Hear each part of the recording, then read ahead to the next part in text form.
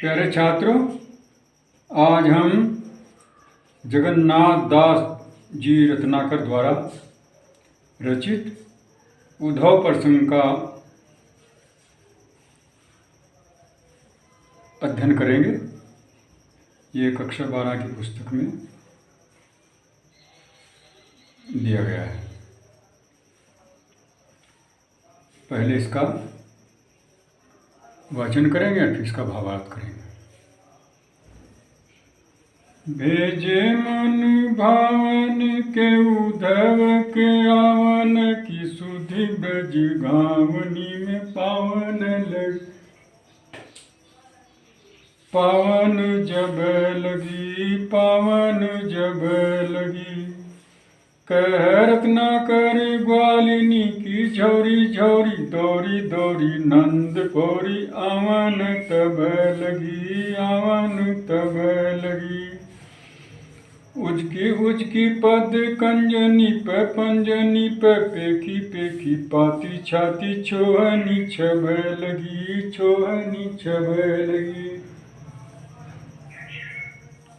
हमको लिखो है कहा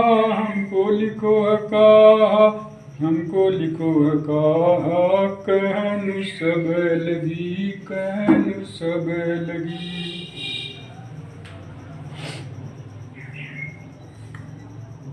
उद्धव प्रसंग, ये उद्धव जी श्री कृष्ण जी ने ब्रज में भेजे थे। जब वहाँ के जो गोपी ग्वाल थे वो कृष्ण जी के वियोग में बहुत दुख भर रहे थे, बहुत बेचैन हो रहे थे। उन्हें कोई सांत्वना मिले, कोई संतुष्टि मिले, इसलिए एक महान विद्वान जो कृष्ण जी के परिवार के ही व्यक्ति थे, उन्होंने उन्हें समझाने के लिए भेजा कि आप उन लोगों को संतुष्ट करो।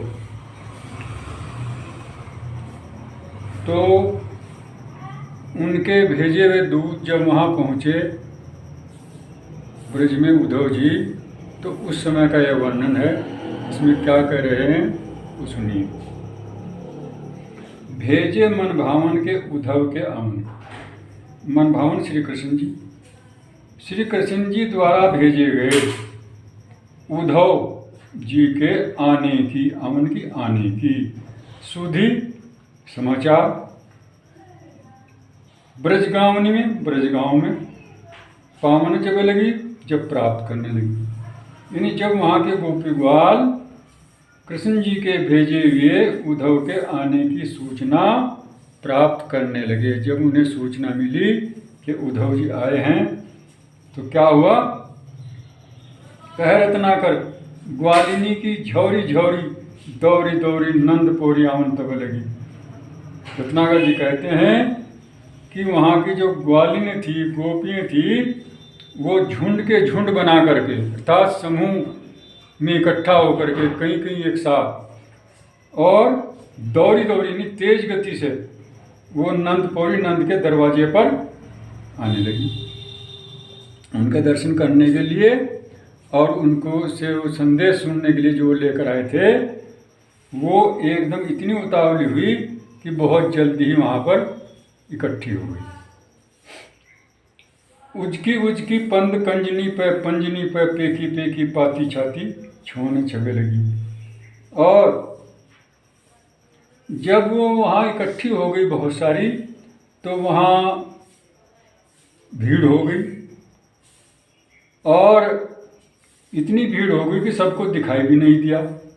इसलिए वो उझक करके, नहीं ऊंचे उठ करके अपने पैरों के पंजों के ऊपर, एड़ी ऊपर उठा करके पंजों के बल वो खड़ी हो करके और आगे देखने लगी। पेखी पाती छाती छोने लगी। और जब वो उस पाती को देखने की तृष्णा से आगे झुक रही थी, आगे बढ़ रही थी, उनकी छाती जो सामने निकल रही थी, तो बड़ी ही शोभायमान दिखाई दे रही थी, सुंदर लग रही थी।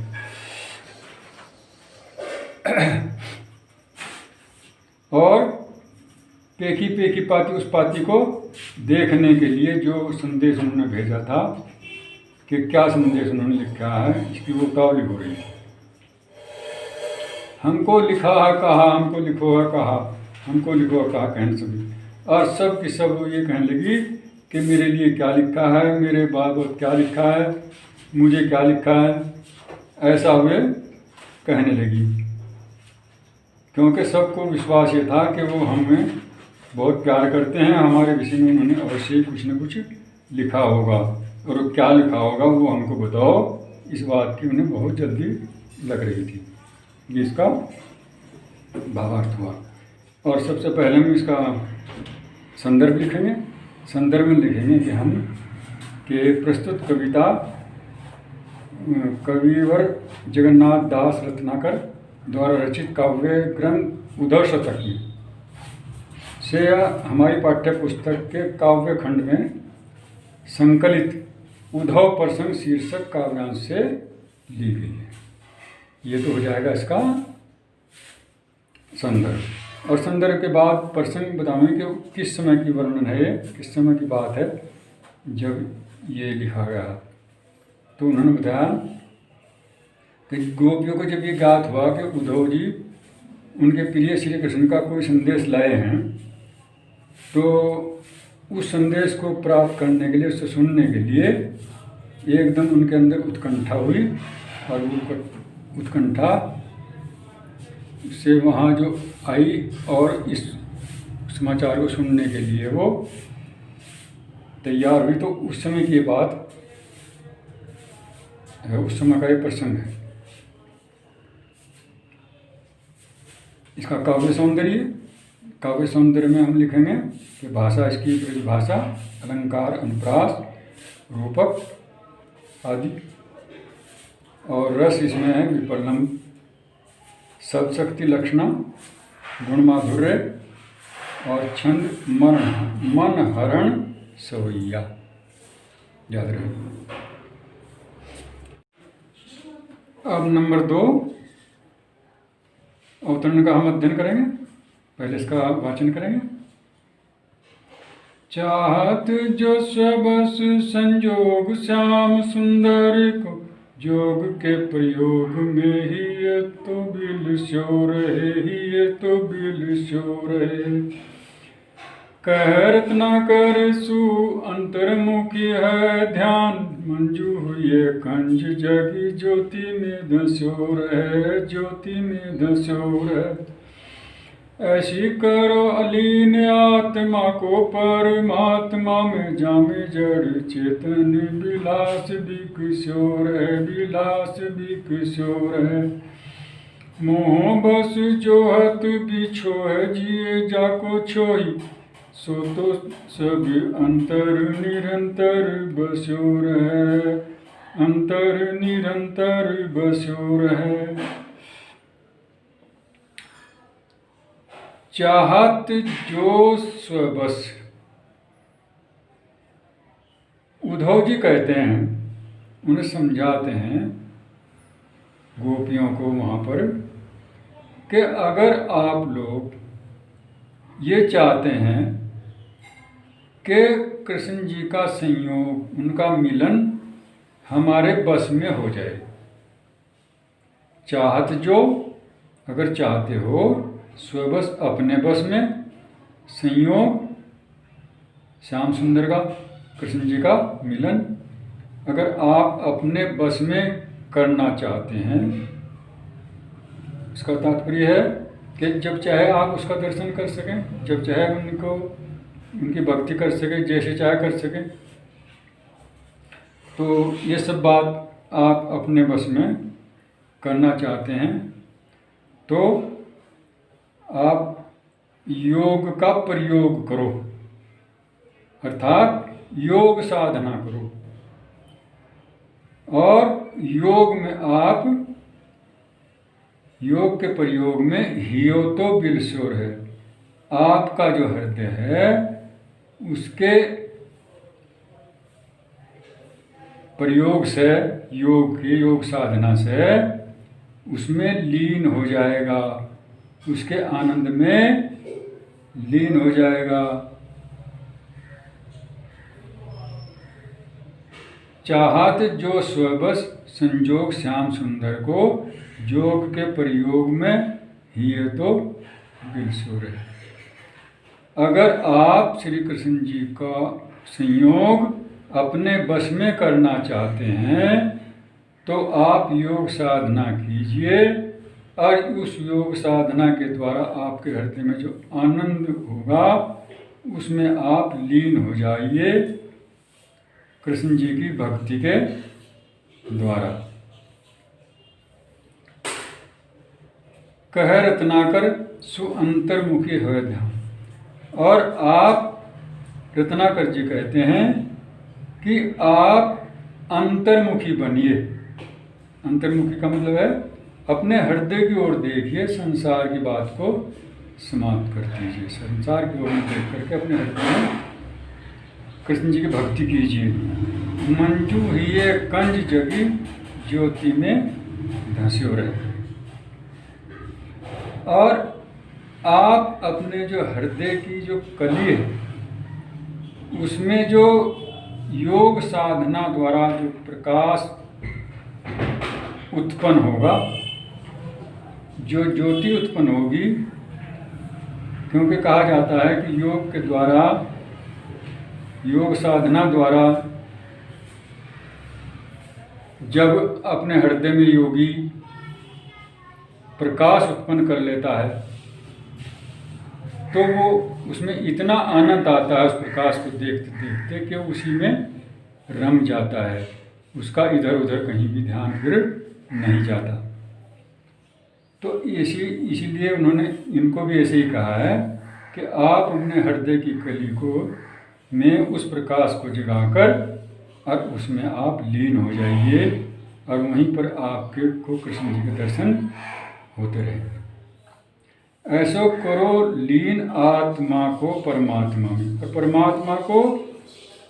परमात्मा में आत्मा को इस प्रकार लीन कर दीजिए, बिल्कुल मिला दीजिए, जामे जड़ चेतन विलास विकसो रहे, जिसमें जड़ चेतन का जो आनंद है उसका विकास होते रहे, वो विकसित होता रहे। यानी जड़ चेतन का आनंद योगी को ही मिलता है। योगी ही अपने अंदर इतनी शक्ति पैदा कर लेता है कि संसार की जितनी जड़ और चेतन, क्योंकि सब चीज़ों में गति है और उस गति में जो आनंद है उस आनंद का पता जो योगी लोग होते हैं उन्हें पता होता है। तो इसलिए आप योग साधना करके इस स्तर को प्राप्त कर लीजिए। मोह बस जोहत बिछो जिए जाको छोड़ी। और अज्ञान के वश में होकर और तुम क्रोध में होकर, क्षुब्ध होकर जिसके वियोग का तुम अनुभव करते हो, किसके वियोग का करते हैं? कृष्ण जी के। उस वियोग को छोड़ दीजिए, उसको छोड़ करके और आप भक्ति करिए ईश्वर की, योग के द्वारा परमात्मा की। और उस भक्ति में कृष्ण के रूप में अगर आप करोगे तो कृष्ण जी आपको दिखाई देंगे। सो तो सब अंतर्नियंत्र भी। और जिसका आप दर्शन करना चाहते हैं और जिसके आप उसमें आप वियोग में हो,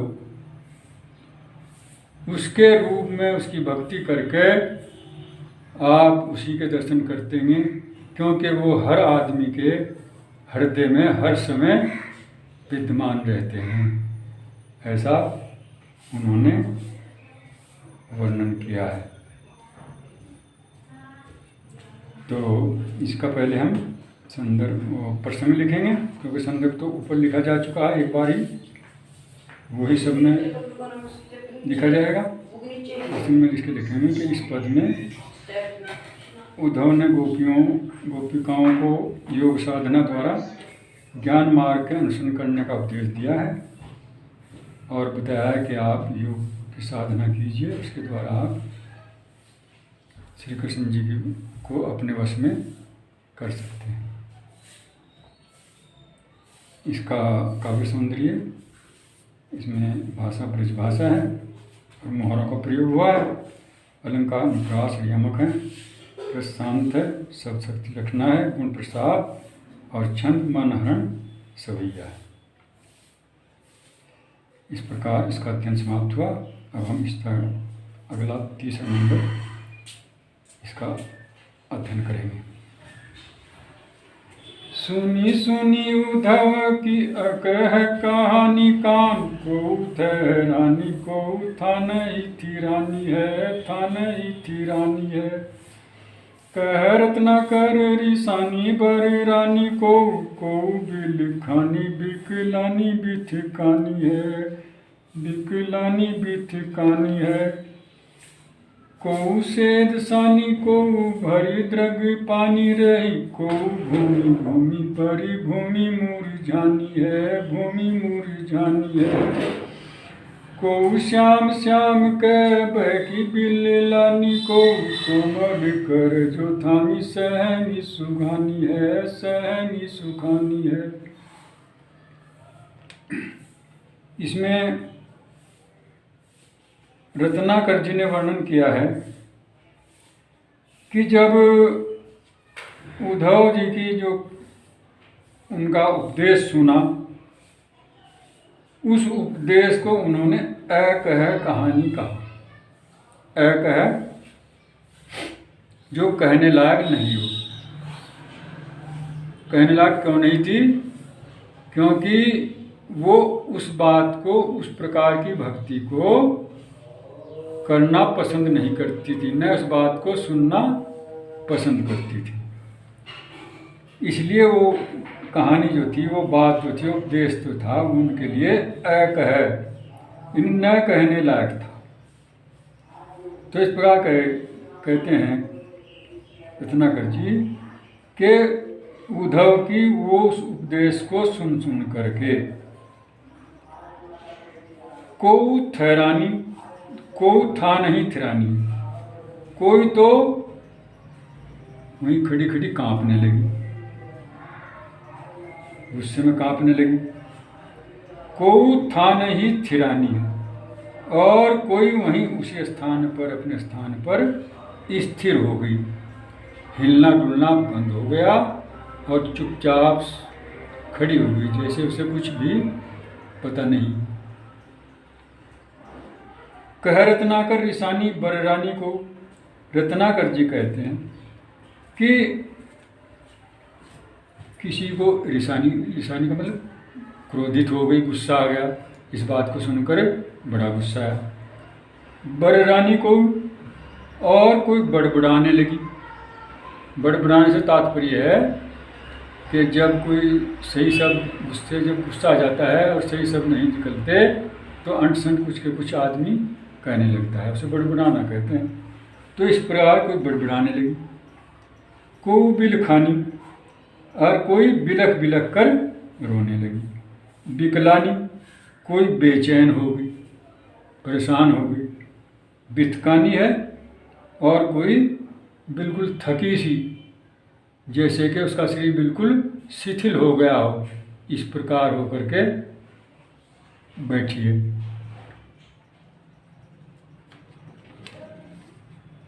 को सेद सानी, और कोई सेद माने पसीना, पसीने से सन गई, अर्थात शरीर को पसीना आ गया, गुस्से में इतना गुस्सा आया कि उसके पसीने से वो तर हो गई।